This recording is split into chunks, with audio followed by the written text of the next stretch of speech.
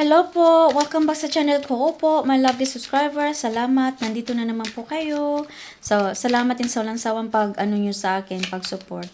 New viewers, welcome po sa channel ko po. Sana magustuhan at makaresonate po kayo sa sa readings ko po. And please also, before matapos, panoorin nyo po ito. Sana mag-reconsider po kayo mag-subscribe. Sana tulungan nyo ako mag-build sa channel ko po up again. Truly po, I need help. Thank you po. This is just a general reading po. So, hindi lahat maka-resonate. So po, kung may alam po kayo na, maka-resonate itong mensahe, please don't hesitate din po na i-share nyo po ito. Salamat po in advance. Let's begin your reading po. Okay, yung una yung mensahe po, meron tayong 5 of Swords.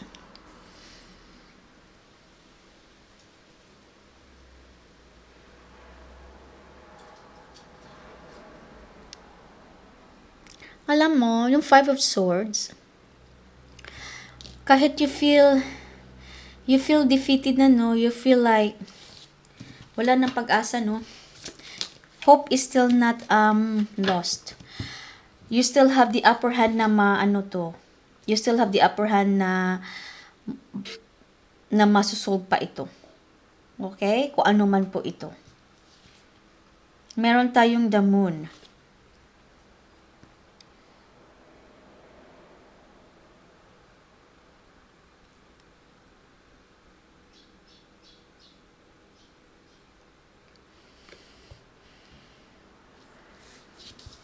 Okay. Kasi at the moment po, you feeling down. Down na down ka talaga po. Down, confused. Meron tayong the Magician.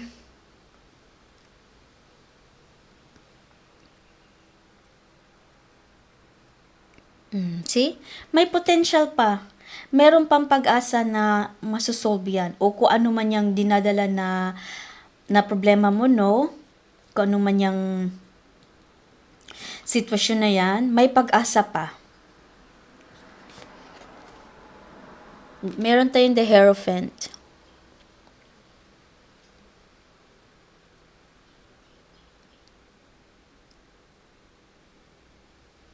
See?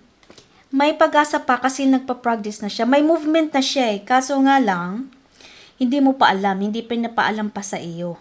Okay? So, itong sign po ito, sinasabi ng Divine Universe, wag po kayong mag-alala.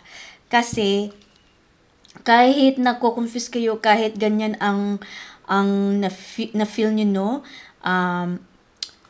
Pagod na kayo, nalilito na kayo, na-stress na kayo, minsan nga, hindi nyo na alam kung anong gagawin nyo, kung ano pa ba, may masusolusyonan pa ba yan. Pang sabi ni Divine Universe, you're in the right track po.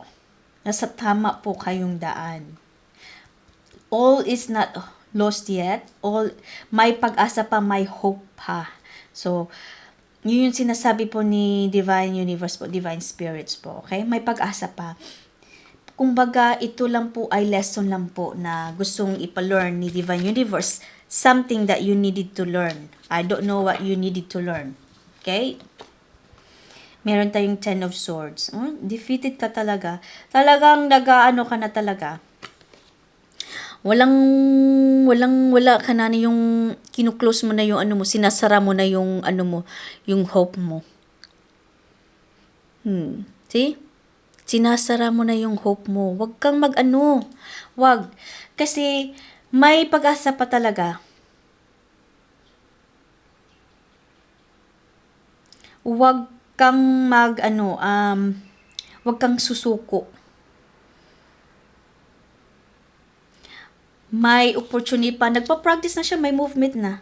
May opportunity ka pa na to. Okay, yun yung sinasabi ni Divine Universe. May pag-asa pa, kailangan mo nga lang intindihin yung sitwasyon mo. Kasi, lesson yan may pinapa-learn ng Divine Universe, Divine Spirit sa iyo eh. Hindi ko alam kung ano yan. Ikaw lang nakakaalam yan. May pinaparealize po ni Divine Spirits po sa iyo. Okay? Meron tayong 6 of Pentacles.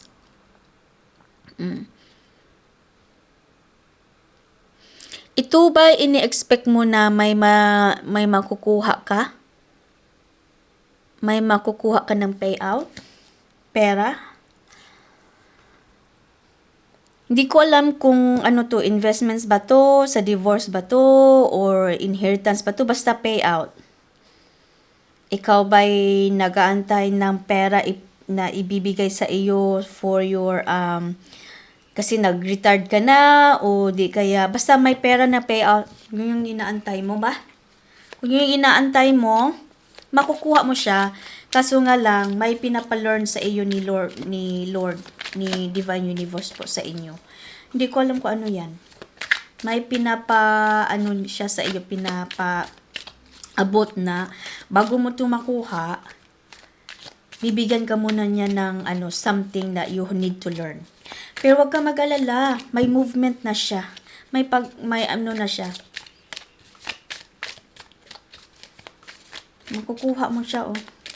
Kahit pagod ka na sa kakaantay, naninervyos ka na nga minsan, wala ka na nga tulog, oh. Exhausted ka na sa kakaisip, minsan hindi ka na makakatulog. Parang, wag kang mag-give up. May pag-asa pa.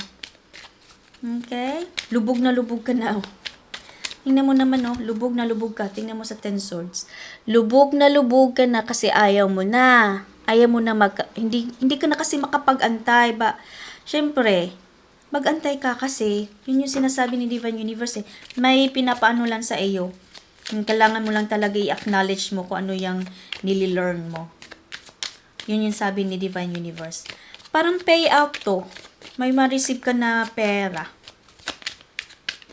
Hindi nga lang sinasabi kung anong klaseng payout to. May makukuha ka na pera na yan ang inaantay mo. Medyo matagal na din yan. Hindi naman siya katagalan, but medyo lang ng konti. Okay, meron tayong Queen of Swords.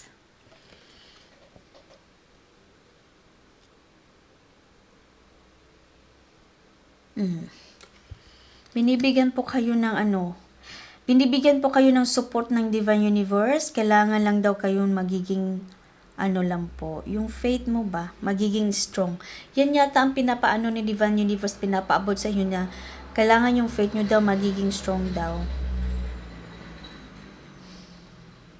Okay? May ka naman sinusuportahan ka may kaibigan ka din, mga kaibigan mo, sinusuportahan ka.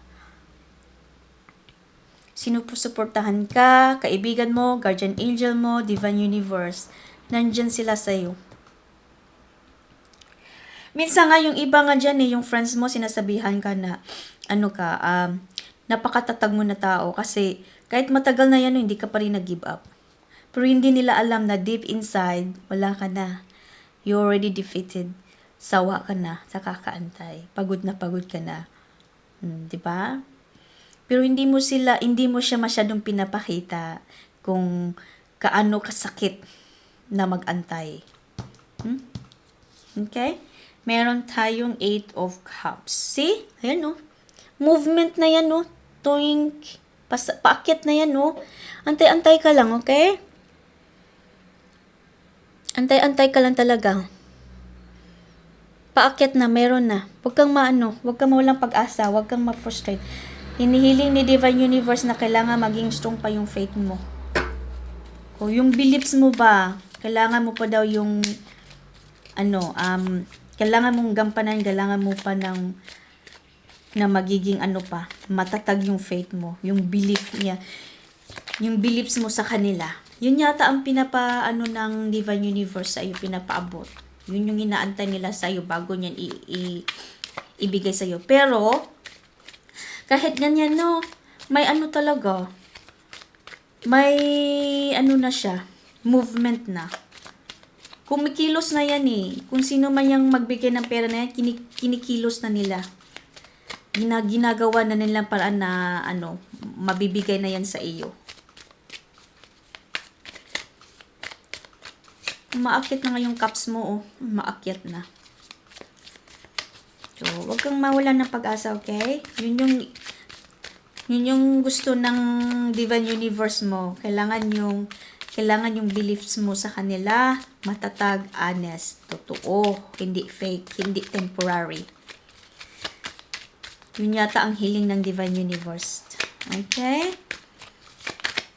Pero kahit pa paano, no, ibibigay pa rin ng Diyos sa iyo. Ibibigay pa rin ng Divine Spirit sa iyo. Kahit pa paano. Okay. Ano pa? Meron pa po ba? Okay, meron tayong King of Cups.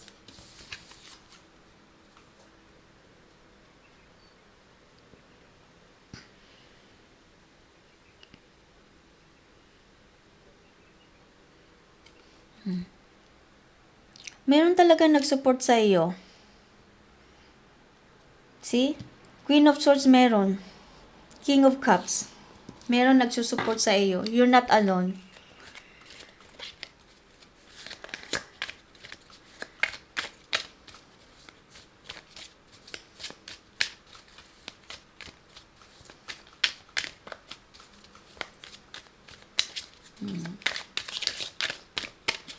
Ano pa?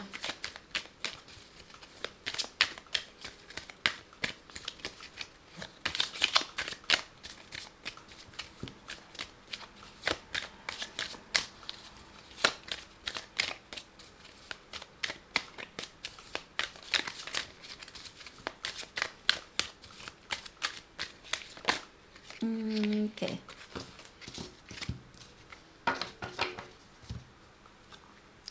Oh, see? Wheel of Fortune. The wheel is turning to your favor.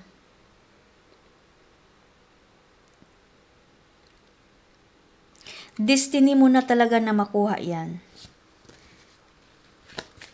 Makuha yung payout na yan. Destiny mo. Sa'yo yan kasi. It belongs to you. Hindi sa iba. It belongs to you.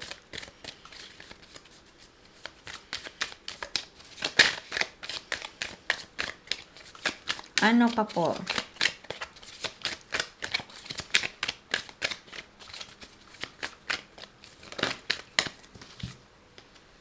Meron tayong Four of Pentacles.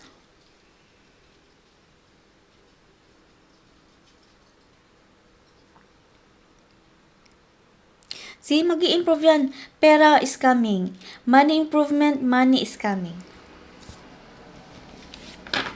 Okay? Kailangan nyo lang talaga. Yun yung sabi ni Divine Universe. Kahit yung beliefs mo, yung faith mo, no, hindi siguro masyadong strong, no, binibigyan ka pa